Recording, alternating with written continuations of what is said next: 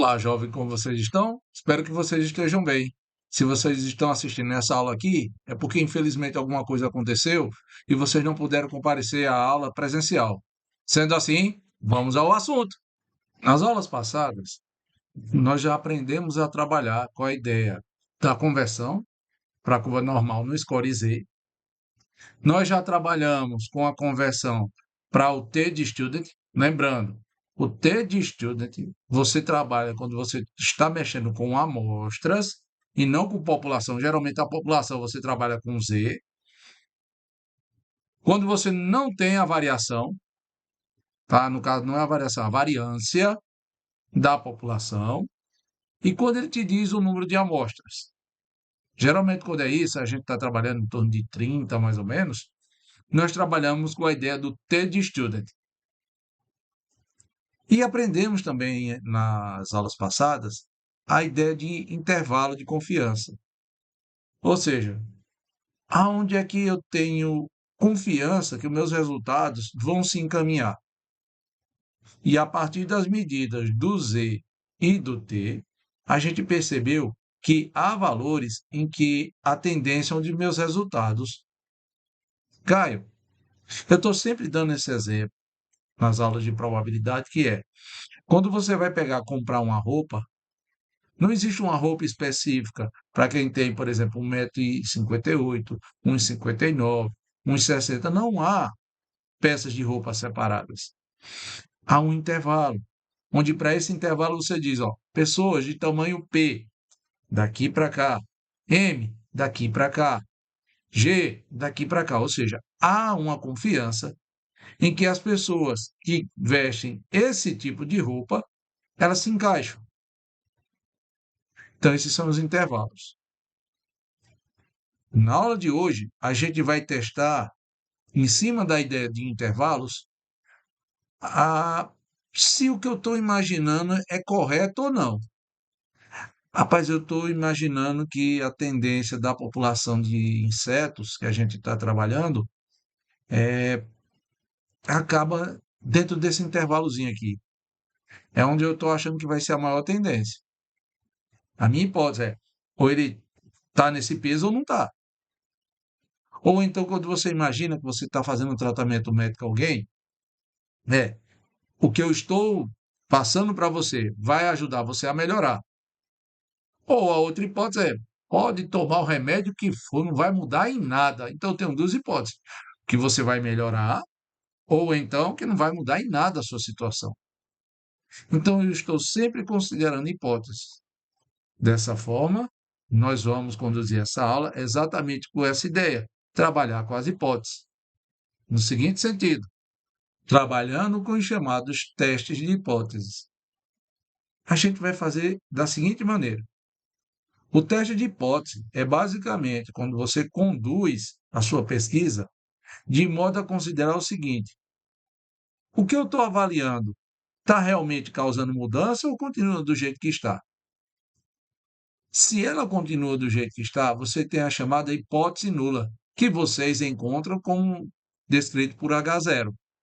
É a hipótese que diz, ó, tudo está do jeito que estava, nada foi alterado. E quando há alguma mudança, você chama o quê? Hipótese alternativa. Qual seria? Mudou alguma coisa, mudou o tamanho, mudou o peso, mudou a altura, mudou alguma coisa.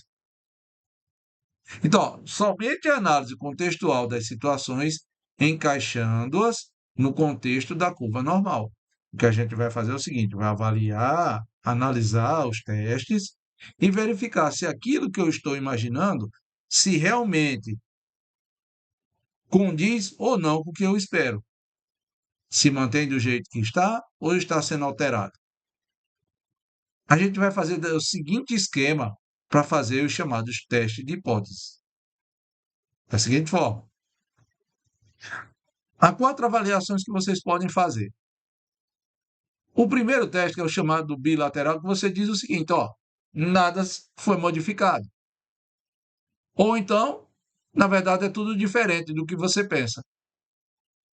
Então, você imagina uma coisa. O remédio me faz bem, não mudou em nada. Ou faz bem, ou não faz.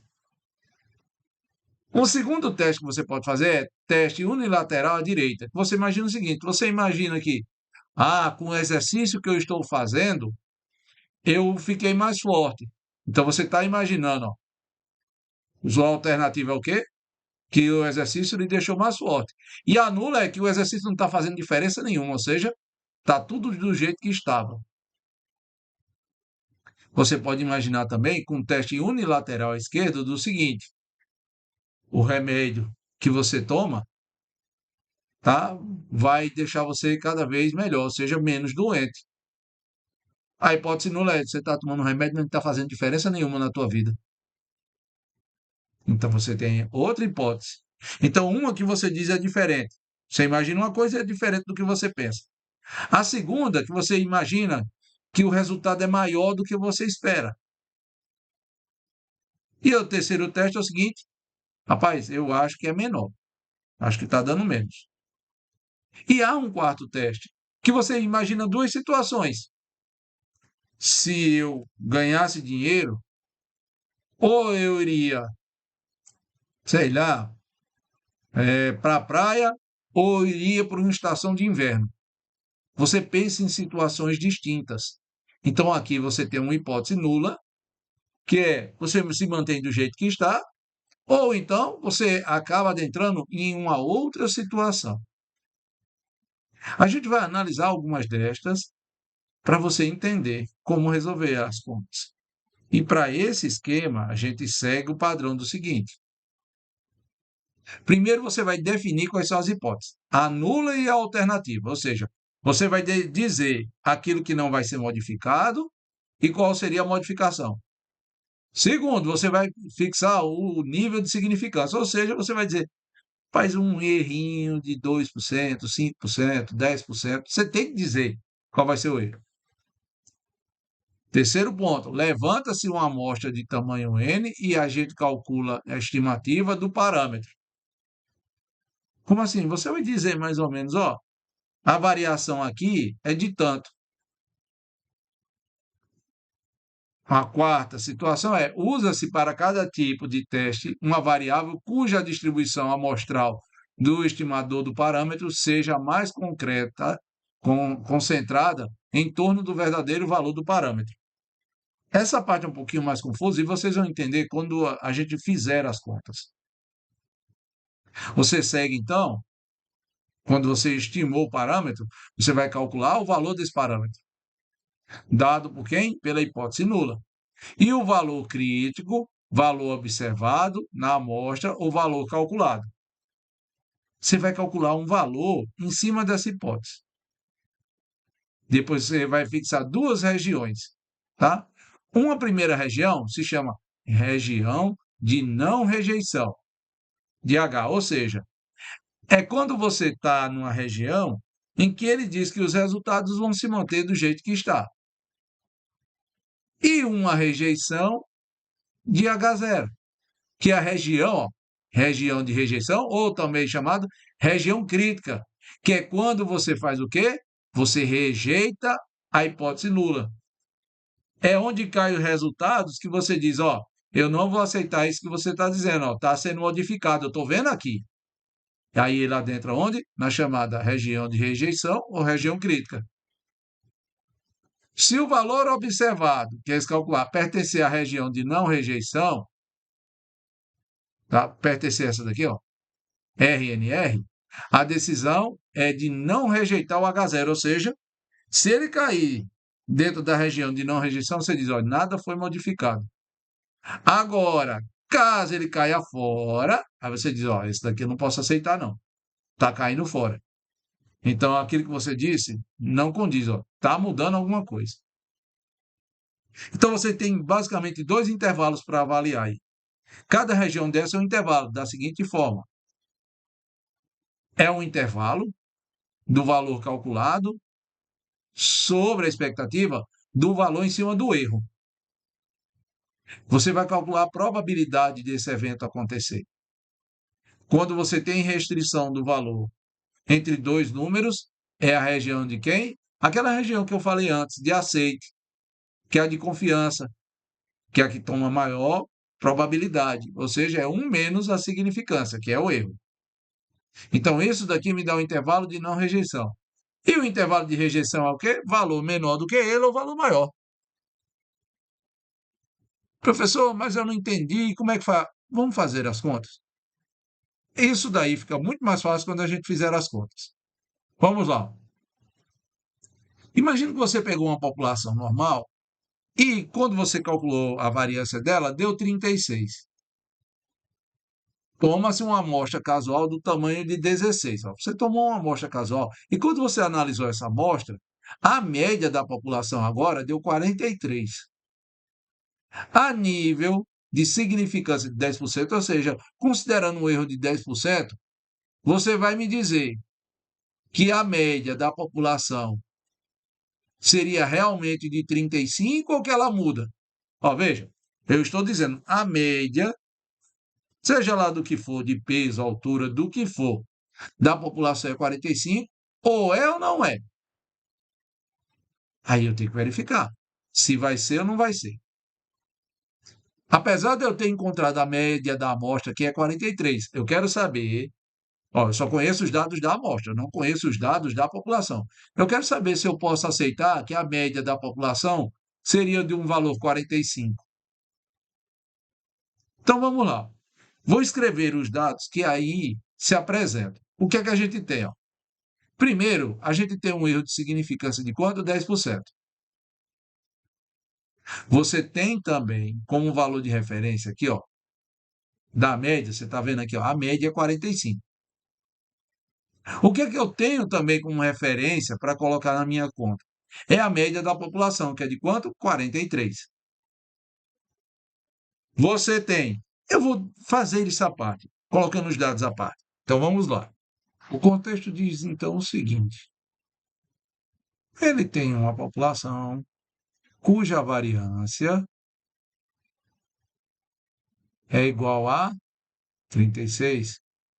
Lembrando, já que ele apresenta a variância, não posso calcular por meio de quem? T-Student. T-Student não tem variância. Apareceu já não é, então é o Z. Beleza. Ele diz também que nesse daí ele pegou uma amostra de 16 e que nessa amostra que ele calculou, a média foi de 43. Ele, por base nesses dados, ele pergunta o seguinte, na hipótese. Primeiro, ele quer saber se ele pode dizer que a população tem uma média de 45, tendo em vista que ele sabe a média da amostra. Ou seja, ou a população tem uma média de 45, ou ela não tem. No caso aqui é diferente. E um detalhe, esqueci só de mencionar, que ele diz, ó, o erro, aí a significância de quanto? 10%. Beleza. Vamos lá ver isso daqui. Então, quando eu vou analisar tudo isso, primeiro, com relação a alguns detalhes. Como ele tem uma variação aqui da população e ele está mexendo com a amostra, eu tenho que fazer esse ajuste, ou seja, calcular o desvio padrão da amostra. Como é que eu calculo esse desvio padrão? É a raiz quadrada da variância da população que você tem, dividido pelo número de elementos. Sendo assim, você teria ó, raiz quadrada de 36 dividido por 16. Raiz quadrada de 36 é 6. Raiz quadrada de 16 é 4. 6 dividido por 4 dá 1,5. Para que é que a gente calcula isso daqui? Porque você vai atrás do V calculado. Qual seria o valor, então, desse V que a gente calcula? A gente teria o seguinte: a média da população menos a média da amostra, na verdade, menos a média da população dividido pelo desvio padrão. É a conta que a gente faz procurando achar quem? O Z. Isso aqui é como você está calculando o valor de Z. Sendo assim, é só você colocar aqui. 43 menos 45 dividido por 1,5. Daria, então, menos 2 dividido por 1,5, que na divisão dá aproximadamente 1,33. Beleza. Tem o valor de V, que também é obtido por meio da significância, que no caso aí é de 10%. O valor de V, na significância, é de 10%.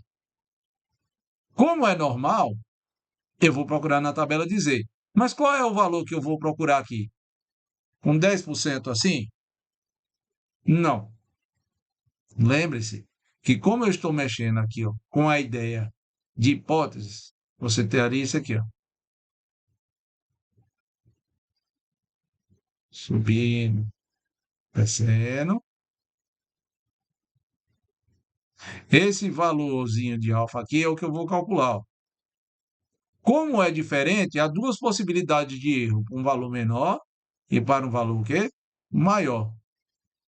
Vou dividir a significância em dois, ou seja, um valor de 5% à esquerda e um valor de 5% à direita. Caso aqui para calcular, está aqui.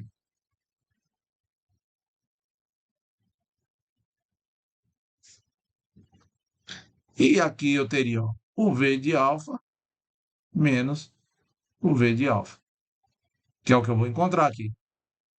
Qual é o valor dele? Então, eu vou procurar com 5%. Lembra o que eu disse? Ó? Aqui no meio vai ficar quanto? 90. E que da mesma forma eu divido ao meio. Então, eu teria 45% para a direita, 45% para a esquerda. 45%. Agora a pergunta que não quer calar. Então, eu vou procurar aqui, ó, o valor de aceite com quem? 45%. Nesse valorzinho aqui de 45%, que é o valor desse V que eu vou calcular, onde é que eu acho ele na tabela de Z? Vamos lá. Na tabela de Z, que começa do zero, na tabela do zero eu vou procurando, até começar a observar o seguinte, a partir do 1,6, ó, 1,44, 44,5, 44,6, 44,7, 44,8, 44,9, 0,450. E aí eu tenho que escolher um dos dois. E por diferença, 1,6 e quando eu olhar para cima, 4, está mais perto de 45% do que quem? 0,4505. Está mais perto. Então, vou usar o quê? 1,46. E se eu botar o outro, professor? O erro aí, a consideração aí é ínfima. É muito pouquinho. Vamos lá, então, usar esse valor. Então, o valor de alfa que eu tenho aqui seria de 1,64. No que é que isso aí vai influenciar? Vamos lá para a questão de novo. Colocando os dados, está aí. Ó. O Z calculado, eu coloquei menos 1,33. Colocando agora nas relações de hipótese, você teria o seguinte, ó, da rejeição.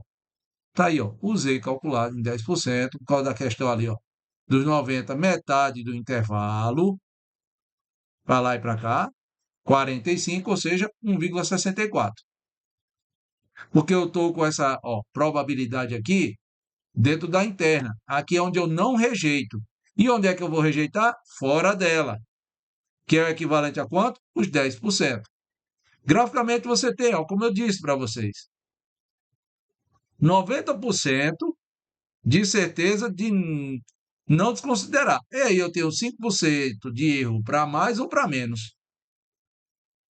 É isso que eu quero. O valor de Z que a gente calculou foi menos 1, foi menos 1,33. E o valor de Z que determina o intervalo, se eu rejeito ou não, foi de quanto? 1,64. Para menos e mais. Eu vejo que o Z calculado está lá dentro. Perdoe?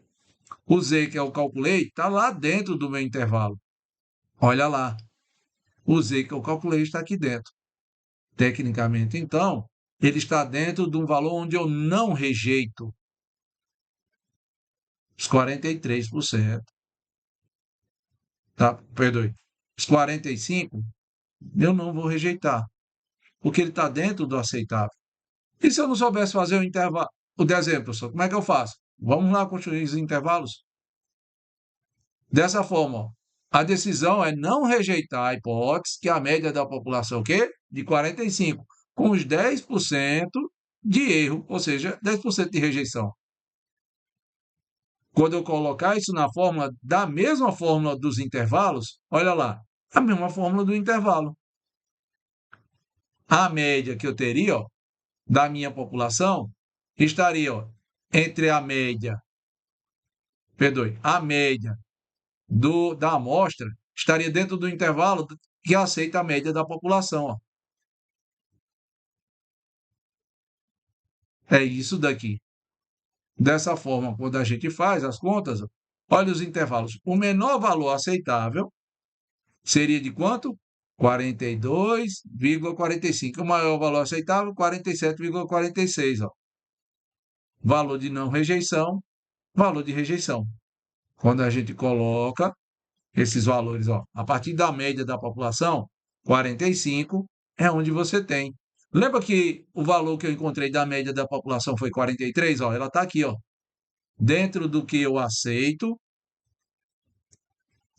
Ó, região de não rejeição, deu 43 a média daquela amostra. Ela está dentro do intervalo onde eu ainda consideraria, ó, um aceite na resposta. Por isso, ele está dentro da região de não rejeição. Deixa eu mostrar um outro exemplo. Imagina o seguinte: você vai fazer o estudo de nicotina de cigarro. Você resolveu testar se a fábrica está mentindo ou não. A fábrica anuncia que o índice de nicotina do cigarro da marca apresenta-se abaixo de 26 miligramas do cigarro. Ela está dizendo que a nicotina está abaixo. Um laboratório realiza 10 análises, obtendo os seguintes valores: ó, 26, 24, 23, 22, 28, 25, 27, 26, 28 e 24. Então você analisou. Só lembrando que para fazer essa análise, a pessoa tem que ter dinheiro, viu? Porque pensa num negocinho caro, é a tal da carteira de cigarro. E você sabe que o índice de nicotina dos cigarros da marca tal se distribui normalmente com uma variância de 5,36 miligramas ao quadrado, porque é variância. Pode-se aceitar a afirmação do fabricante ao nível de 5% de erro? O fabricante diz que o cigarro tem menos de 26. Será que eu posso aceitar isso, sim ou não? Vamos ver, eu vou colocar os dados. Primeiro dado, são as minhas hipóteses. A hipótese que eu quero considerar é o seguinte, ó. Na verdade, é 26 miligramas. Não mudou em nada. E a alternativa, que é o que eu quero testar se dá certo ou não, é eu vou encontrar a média menor do que 26 miligramas. Sendo assim, eu vou colocar os dados. Primeiro, a média da hipótese nula, que é o que eu vou colocar lá naquela conta para calcular o valor de Z. É 26. A variância, 35,36. A significância, ou seja, o erro que eu vou aceitar, seria de 5%. E qual seria o valor de Z aí? Ou seja, eu quero calcular um valor de Z com significância de 5%. Vamos entender isso? Vamos entender isso lá no meu estudo. Como lá no meu contexto, ele diz ó, que a significância é de 5%, veja, o erro é de 5%. Eu sempre tenho que considerar na curva. Lembra o que ele disse? Ele disse lá, para que eu faça o teste, a média é menor do que quanto? 26. Com 5%, então está aqui, ó. 5% é só essa primeira região aqui. porque eu quero testar se ele está mentindo ou não. Se ele está mentindo, os resultados vão cair aqui, ó, em cima desses 5%. Os 5% estão aqui. Dessa forma, se essa parte vale 5%, se essa daqui vale 5%, todo o resto da conta vale quanto? 95%. Veja que eu não vou ter dois lados para medir. Só um, ó. Só um lado para medir. E nesse somente um lado para medir, eu não vou dividir aqui. Ou seja, eu vou continuar e procurar na minha tabela dizer o valor de quanto? 95%. E quem é o valor dizer aqui? Exatamente o valor que eu vou calcular a partir dos 95%. É o V de alfa. O que eu quero saber é se meu V calculado, se ele vai estar aqui nos 5% ou dentro dos 95%. O V calculado. Ou ele vai pertencer à região de não rejeição, que equivale a quanto? 95%, ou à região crítica, que equivale a quanto? 5%. Se ele cair dentro dos 95%, significa que a fábrica está falando a verdade. Se ele cair dentro dos 5%, está mentindo. E mais um detalhe, ó.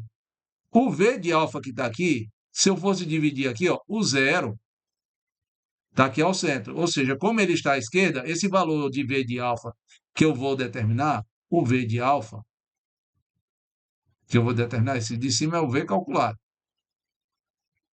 O V de alfa é um valor que negativo. Ele é um negativo. E qual seria o valor dele? Ó, com 95% de certeza, vamos olhar na tabela? Como é 95, ele passou dos 50%. Então, vou pegar a tabela que já começa nos 50%. Aí eu vou procurar ó, 95%. Ó, 92, 93, 94, 95. 95, tá aqui, ó. Tá no 1,7, mas já vai para cima de 95. 1,6 de novo, ó. 1,6, 0, 1, 2, 3, 4, ó. Então, 0,9495, que está no 1,64, tecnicamente estaria mais perto de 95% do que o valor acima. Ah, professor, e se eu pegar o valor acima? Beleza. Mas vamos fazer o seguinte, como padrão, pega um valor menor. Pronto. Vamos pegar o valor menor. Na dúvida, fica com o menor. Pronto. Ou seja, nós vamos ter de novo o valor de V que a gente calcular aí em quanto? 1,64, que é exatamente o que a gente vê. Vamos colocar nas contas agora. Primeiro, a média, qual é a média da minha amostra? Eu calculei, ó, deu 25,3, a média da amostra. Quem é o desvio padrão? Vou pegar a variância que está lá e o número de amostras que eu peguei. Ó. A variância é 5,36, o número de amostras foram 10. Quando eu fizer essa conta, dá aproximadamente 0,73. Para que isso? Para que eu determine o valor de Z. Média da amostra menos a média do valor da hipótese nula, é o valor considerado, dividido pelo desvio padrão que eu calculei aqui. E aí o valor deu menos 0,959. Olha no gráfico o que isso significa. O valor de Z que eu determinei, por meio da significância, deu menos 1,64. E o Z que eu calculei agora deu menos 0,959. Ou seja, esse valorzinho estaria dentro de onde? Da região de não rejeição. Se ela está aqui dentro da região de não rejeição, significa então que a fábrica está falando a verdade. Então, qual seria um intervalo aceitável para eu dizer que ela está falando a verdade ou não? Vamos lá. Reescrever os intervalos. Vou fazer as contas. São as mesmas contas que a gente executa, pessoal, quando você está calculando o quê? Lá aquele valorzinho antes, dos intervalos de confiança. Só que o meu intervalo aqui são dois, ó. Para um valor maior do que 1,64, tá ali, ó. E o desenho me ajuda para dizer que é um valor menor do que 1,64. Vou calcular. Está lá. Para valor maior do que 1,64 é o valor onde eu não rejeito. Para valor menor do que 1,64 é onde eu rejeito. Está aqui os dois intervalos. E aí você teria, para o valor maior, para o menor, calculado. A região no valor de Z é menos 1,64 para cima, você não rejeita. Menos 1,64 para baixo, você rejeita. Agora, de forma numérica, você não rejeita as hipóteses quando você tem valores maiores do que 24,8 miligramas. Você não rejeita a hipótese da fábrica, porque ele estaria onde? Dentro do aceitável. Agora, com valor menor do que 24,8, aí não, aí você tem problema. Portanto, como a média da amostra que você tirou foi 25,3, você conclui o quê? Que ele está dentro da região. Graficamente você diz isso e você não rejeita a hipótese nula. Qual é a hipótese nula? Que diz que realmente a fábrica não está mudando em nada. Não se rejeita a hipótese nula. Que diz o quê? A fábrica está mentindo. Ela estaria. Quando é que você muda a hipótese nula? Se tivesse caindo dentro do crítico. Aí se iria realmente dizer que o quê? Aí não, realmente ela tá, o cigarro dela tá certinho. Vamos lá. Ó. Um biólogo cria um novo polímero. Vocês criaram. Vocês estão no laboratório fazendo um polímero que diz que aumenta a resistência, tá? A média de uma tela que é de 206 quilogramas. Você fez uma tela que você pula, tipo aquelas telas de apartamento. Você pula e a média do mercado é 206 quilos. Você diz que fez uma tela, tá? Que ele aumenta essa resistência. Fica mais forte do que isso. A resistência das telas tem distribuição normal de 12 kg. Na verdade, aqui, com desvio padrão de 12 kg. Aí você já tem um desvio padrão. Retira-se uma amostra de 30 telas e você obtém que a média de força delas foi de 210 kg. A nível de 10%, pode o biólogo aceitar que a resistência média de suas telas tenha aumentado? Sim ou não? Vamos ver. Você vai colocar a hipótese nula. Qual é? Que é da força. Ou você continua com a mesma resistência do mercado, que é 206, ou então você faz o quê? Não, realmente a tela é mais forte. Para dizer que a tela é mais forte, o que é que tem que acontecer? Você tem que cair dentro da região crítica. Será? Vamos lá, colocando os dados. Número de amostras 30. A média de quando você testou as telas foi de 210, a da sua tela. Agora, testada em geral do mercado é de 206. O desvio padrão é de 12 quilogramas, ou seja, 206 indo para quanto? 218, para baixo um pouquinho, 198. 198 não, perdoe. 96, 194. Então, entre 194 quilos e 218 quilos é a média de quanto a tela do mercado aceita. Você está pegando um erro de 10%. E aqui, vamos lá, o erro é diferente do anterior, porque você está dizendo o seguinte: está aqui a curva. Você quer um erro de 10%, ou seja, você quer que os valores que você vai calcular sejam maiores. Você quer esse valor aqui, ó, que tá, você não divide em dois pedaços. É 10%. Então a confiança é que 95% das telas do mercado mantém um padrão. 95%. No caso, 95% não, né? 100% menos 10%, professor, dá os incríveis 90%. E é isso que eu quero. Eu vou calcular esse V em cima dos 10% de erro lá na tabela. Pegando quanto? 90% de acerto. E onde é que eu teria 90% de acerto? Lá na minha tabela. Vamos ver. Na tabela, começando em 50%, você baixa um pouquinho, ó.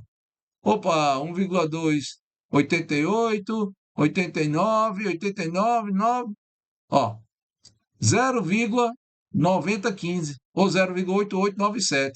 Ou seja, 1,28, 1,28 seria o valor de Z para considerar. Você faz o cruzamento dos dados aqui. Portanto, Z a 10%, com 90% de certeza, é 1,28.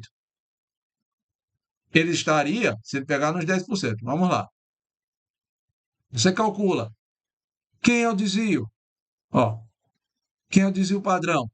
Da amostra. Aí você pega quem? Desvio padrão da população, dividido por raiz quadrada do número de amostras. Achou o valor, 2,19. Qual é o valor do Z calculado? O Z calculado, que você fez aqui, ó, deu 1,83. Graficamente você tem isso, ó. O seu valor de Z que calculou está exatamente nos 10% da região crítica, ou seja, aqueles 10% que o pessoal diz, não, tem lógica não. Tem lógica não, isso aí não tem padrão. E você fez exatamente provando que a tua tela está lá dentro. Ou seja, você pega, você com o teste, ele cai onde? Dentro da região crítica. Então, como é que eu faço? Para saber em valor numérico, qual seria a minha região crítica? Aí vocês vão converter esses valores de Z para valor de quem? De quilograma. Usando quem? A mesma história do intervalo. A média da população, para a direita aqui, ó. À direita você soma, à esquerda subtrai. Então, ó, somado com o valor de Z vezes o desvio padrão. É a mesma coisa que a gente fez em intervalo, a mesma. Com 90% de certeza é o valor para baixo, com 10% de incerteza, valor para cima. Vamos escrever, aí você calcula. O valor que você encontra na soma é de 208,8 quilos. Que você encontra. Daí, ó. Se você não rejeitar a hipótese que diz o seguinte, não, a tela é a mesma coisa que estava, não mudou em nada. Você teria de achar valores até 18,8 quilos. Caso você encontre valores superiores a ele, que é a região crítica, você vai dizer o quê? Não, realmente ele está acima do esperado. Então, a hipótese nula a gente desconsidera. O que vale é a segunda hipótese, dizendo o quê? Realmente ele fez uma tela mais forte. E é isso que você detecta. Então, portanto, como o T supera os 210 quilos, você conclui que ele está dentro da região crítica, ou seja, se rejeita a hipótese nula. Graficamente, você está aí provado que você fez uma tela que realmente suporta mais do que a média do mercado. Você fez uma tela que é muito melhor. Dessa forma, o que é que o contexto quer dizer? Que no teste de hipótese, você sempre vai considerar o quê? Você considera aquilo que está estagnado. Se, na hora que você calcula, ele der dentro da região de conforto, aquela região de não rejeição, é a região de conforto, diz, olha, não aconteceu nada, ficou todo do jeito que estava. Então, significa que você está dentro do que é o padrão das coisas. Agora, quando você cai dentro das regiões críticas, significa o quê? Significa que você realmente ou descobriu uma coisa melhor, ou está encontrando anomalias, ou encontrou realmente o defeito. É isso que dá dentro da região crítica. Então, no primeiro, ó, mesmo com a média da população, 43, ele estava dentro do quê? Da região que você não rejeita, que diz, não, deu média 43 quilos, mas está dentro do padrão. Porque a média é 45, então isso é esperado. É isso. No segundo, você achou, nas suas contas, o quê? Que aquele valorzinho que a fábrica disse, não, não, não, não, estou respeitando tudo. Quando você calcula, o que é que acontece? Você pega, acha valores que continuam. Não, isso já era o padrão. Achou quanto? Não, mas isso já era esperado. Era esperado, então é mentira. Você não está fazendo cigarros com menos de 26 miligramas, não. Esse valor que a gente encontrou no laboratório já era esperado. Olha o padrão.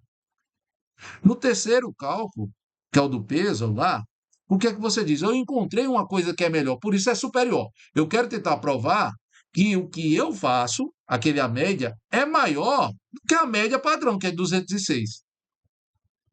E aí eu vou testar. Quando você fez os cálculos com um tanto por cento de acerto, de erro, veja, 10%. Ah, não, mas é porque o erro foi muito grande. Vamos diminuir o erro? Se eu diminuísse o erro, será que estaria fora ou dentro? Veja, na primeira eu calculei a 10%, só que com duas regiões, 5% em cada. Na segunda foi com 5% de erro, ou seja, eu diminuí a minha margem de erro. Diminuindo a margem de erro, aquele valor calculado lá, ele fica dentro do padrão. E se eu diminuir isso para 1%? Cara, se ele já caiu dentro do normal com 5%, se você diminuir para 1, aí é que vai fugir. Não tem como ele entrar. Vai continuar fazendo o quê? Caindo fora. No detalhe que você fez a 210, você quer achar um valor superior. Então você estaria dizendo que nas contas que você fizer com 10% de erro, que eu já disse, algumas coisas têm 10% de erro. Você diz, ó, com 10% de erro, eu realmente fiz uma tela melhor. E aí você fez as contas, percebeu o quê? Que os valores determinados, eles fogem do que seria uma média esperada, que é aquele valor de quem? De Z calculado. A 10%, em cima disso daqui, você estaria achando um valor de 208, que você calculou um valor das suas amostras do laboratório, estava dando quanto? 210, ou seja, acima do que iria ser esperado como o teto do aceitável. Então você fez uma tela que realmente é melhor do que a que tem agora. Então, o teste de hipótese não é difícil. Não é. Você vai ler a questão, vai analisar e simplesmente dizer realmente condiz ou não condiz com aquilo que eu estou observando. Beleza? Então, aquele detalhe. Se eu não tenho mais nada o que falar, meu nome é Fui!